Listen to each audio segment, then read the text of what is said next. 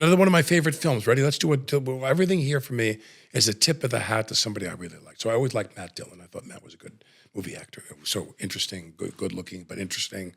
Papa did all those S.E. Hinton things with Coppola, Right. The Outsiders and so forth, and the one with Mickey. Was that Outsiders? Yes. Mickey was in it. So yeah, he was Pony Boy, I think. Right. I forget one of them. Anyway, I don't know the names of that. Although I have all those Hinton books. But Drugstore Cowboy is one of my favorite movies of all time. Wow. Oh, when he's standing there I worked with Kelly, and we're sitting there on a boat smoking a cigarette. We're going to shoot on this boat in Lake Pontchartrain in New Orleans. And I go, we're not talking. I'm just looking at her. And I go, and the boat's going like this, and the sun's out, and it's hot as hell. And I go, Kelly, why am I so in love with you? And she takes the track on the cigarette. She goes, it's not me, Alec. She's from Chicago. I think she said, it's not me. It's not me. I get this all the time. It's Diane.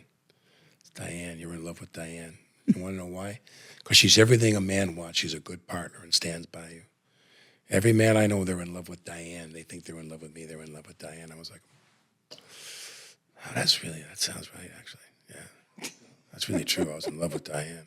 And she's in that scene when she's in the house and they get the drugs and he takes the drugs or whatever. And he's really like grinding his jaw. He's really wasted on some amphetamines.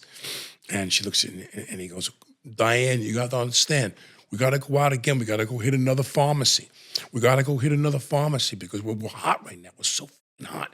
We got to go out and we got to go hit another place now while we're hot. And she looks at him. She always has a cigarette in her mouth in the movie. And she goes, Bob, if you're so hot, why don't you lay me down and make love to me right now? And he looks at me and he goes, Diane, we can do that anytime. Because his dick is probably like a cashew, you know what I mean? And it's not happening right now. Yeah. Bob, if you're so hot, and I'm so in love. I love that movie. Van Sant. One of the greatest movies Van Sant made. I mean, it's very hard to pull these movies off. And they're always a fine line, in my mind, this is my opinion, of them tipping off the show, off the cliff. But he did that movie Elephant about his take on Columbine. Oh, that's one of the most amazing movies. I love Van Sant. He's amazing, Van Sant. He's amazing. What questions do we have for Sissy? You like Drugstore Cowboy? The what? Look at this is going to be it. The what? What? It's a film. Okay. Drugstore Cowboy. Okay. You'd remember it if it was Well, back I'd have in the to day. see it. Kelly I'd have to Lynch. see it. I thought you had some questions about some of your titles. She just said she doesn't really watch very many movies. I was going to say, like, for me, the first movie I watched on TV late at night that was a thriller that scared me was Sorry, Wrong Number. I watch it every year. Burt Lancaster contracts people to murder his wife to get the insurance. Then finds out he doesn't need to. And in the climax of the movie, he tries to stop the men from going to the apartment and murdering his rich wife. And it is one of the greatest movies ever made in history. It's like I always tell people this is the most brilliant thriller. It was a radio play. It was a book, You I were think. sneaking with Daddy and doing those things. And where were you? I was sleeping. Wheezing in the other room? Yes. I had to be, yes, I was sick. Weezer? Weezer, that's why I'm Wheeze. That's why I'm Wheeze. Yam Wheeze? Kim Wheeze. Yeah. Now, but I don't want to yammer on and on about my, sound like I'm trying to be so intellectually vain here about movies and so forth. But like for me, I grew up in a childhood, people my age understand, there was no internet. There was no VCR. Right. There was no, Right. They would announce a movie playing on a network. NBC would have the Sunday night movie or whatever it was, one of the three. There was no Fox back then. There was no satellites or cable, nothing. And they'd sit there and they'd announce a movie that had come out in theaters 5 years earlier. And they'd say, next Sunday on the Sunday night movie, The Sound of Music. And we'd all be sitting there going, oh my God. We're going to sit in our house, in your home, not have to drive to a place and park and go and buy. And it's free. We're going to watch on broadcast TV, no cable back then. It was rabbit ears. And it was free. Commercials paid for the bills. And we'd all be glued to the TV. The Sound of Music, Mary Poppins, always Julie Andrews. You liked horror shows too. Well, they'd have Chiller Theater. Frankenstein. Yeah, they'd show all the old Warner Brothers gangster films. Now, you tend to reflect on our childhood on occasion and say that you would come home when you were older and I was younger and my friends would be in the den and we'd be watching TV late at night and having some snacks. And exploring outer space on the TV and in here. Yeah. Sure. You guys were a little, Well, we had to have a Happy. certain atmosphere for certain it's a tribal ritual. viewership. Yeah. But my next question is, He was an Apollo. Though. back in those days, Guy, Yeah. you too created certain atmospheres for yourself.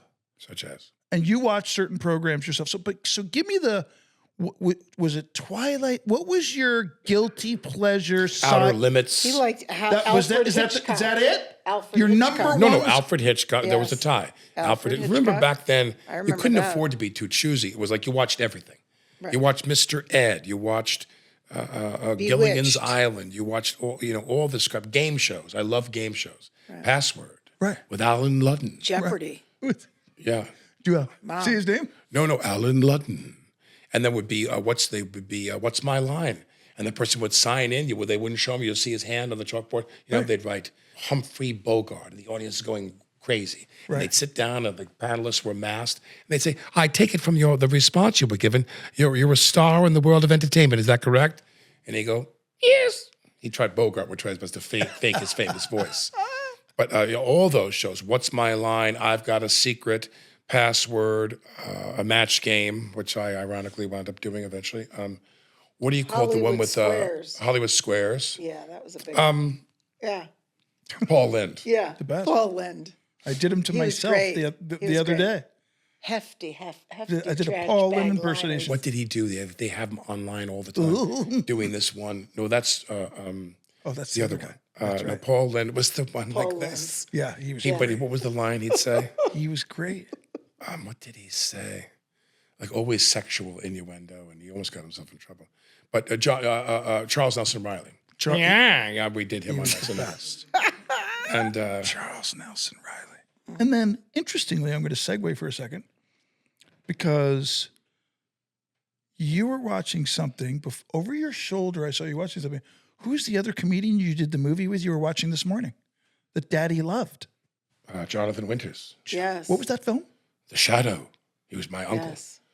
I walked was a by you police watching The commissioner. Shadow for a second, and it was wild to see him because Dad loved. Jonathan Winters was one of he calls me. I'm with you and Mom, and we rented that house up on the lake years ago in the 90s.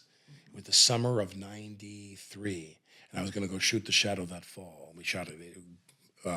Then the earthquake came in the middle of us shooting in January, the Northridge earthquake. We had to shut down for 2 weeks and then go out to another location. But Winters is in his house in Toluca Lake. I think he would live somewhere in a nice part of the valley.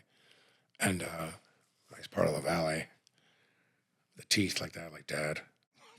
You could totally. Winters. No, but Winters, You could play he him. wants me to call him. Marty Bregman was the producer. He says, would you call him? He wants to talk to you. And I was with you and Mom. We were renting a house up there on the lake for the first time in Lake years. Ontario? Yeah, up there we rented a house. It was the thunderous sound of crickets.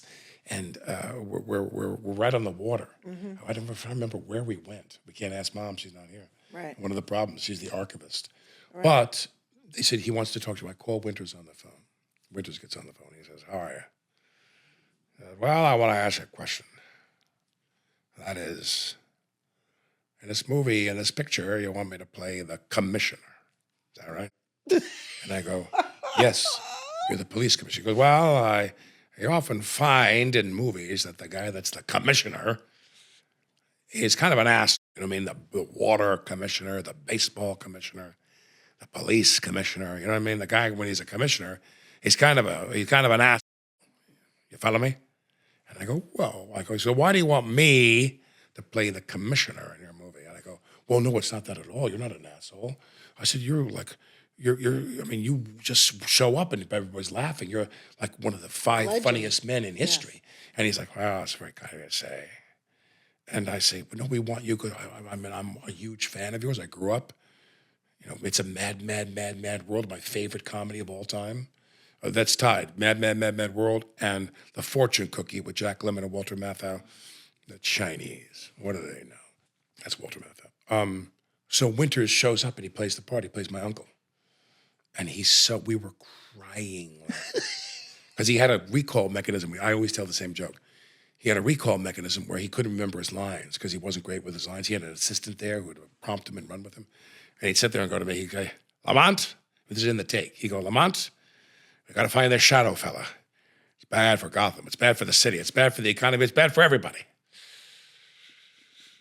But that's neither here nor there. Line? Yeah, so you and I have to come up with a plan. If we don't find this film, it's going to be disastrous for Gotham. But that's neither here nor there. Line? So his recall line was, but that's neither here nor there. That's what he did to Stahl. And he said, but that's neither here nor there. So the guy could find the line? That was the cue for the guy to be like, Lord. okay, Quick. line, that's neither here nor there. That's Oh brilliant. no, that movie was not a good movie, and because it wasn't one person's vision. Russell Mulcahy, who was the director, who had just come off of a big successful film, good guy, smart guy, very bright guy, but Marty intruded too much. It was not like one person's vision, which a movie has to be that. Sure. You know, Marty was a very intrusive producer, like Weinstein and those guys, where they think they're gonna. We love Marty. Yeah, no, Marty was a great guy, but anyway.